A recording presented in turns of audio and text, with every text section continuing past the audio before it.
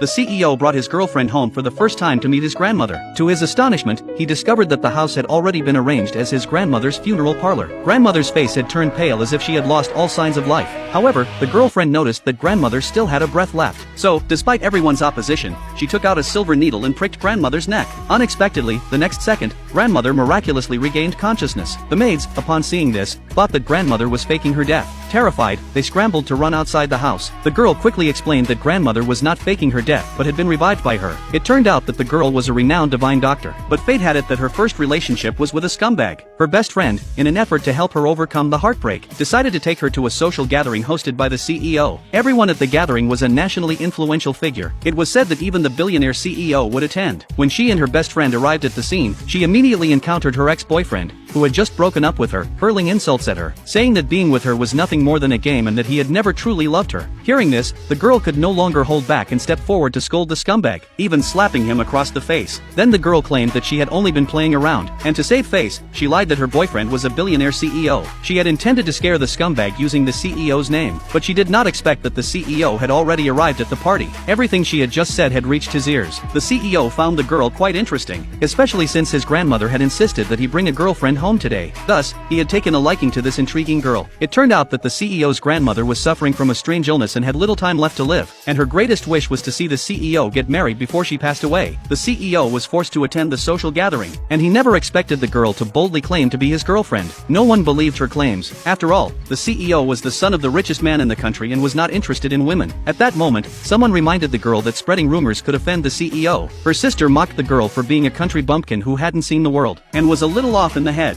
Hearing her sister's humiliation, the girl became enraged, declaring that her ex-boyfriend was nothing more than a trash can, and that he was perfectly suited to be with her sister. Seeing the sisters continuously quarreling, a wealthy girl who wanted to network with the CEO grew worried that the banquet would be ruined, so she ordered the security to kick the girl, who had no invitation, out of the venue. When the security arrived and demanded the girl produce an invitation, her best friend was furious, insisting that the girl was the real heiress of the Shin family. The one who was thrown out should be the sister. The girl no longer wished to tangle with these people, so she grabbed her best friend and planned to leave. Suddenly, the CEO walked over and ordered them to stand still. Upon hearing that this man was the CEO, the girl immediately panicked. Now everyone had realized that she was lying about being his girlfriend. They all began to accuse her of impersonating the CEO's girlfriend, and her younger sister hurriedly distanced herself, fearing she might be implicated. Unexpectedly, the CEO grabbed the girl and pulled her into his arms, then kissed her in front of everyone as a form of punishment. Everyone was instantly astonished. At that moment, they finally realized that the girl really was the CEO's girlfriend. The CEO then solemnly introduced the girl to everyone.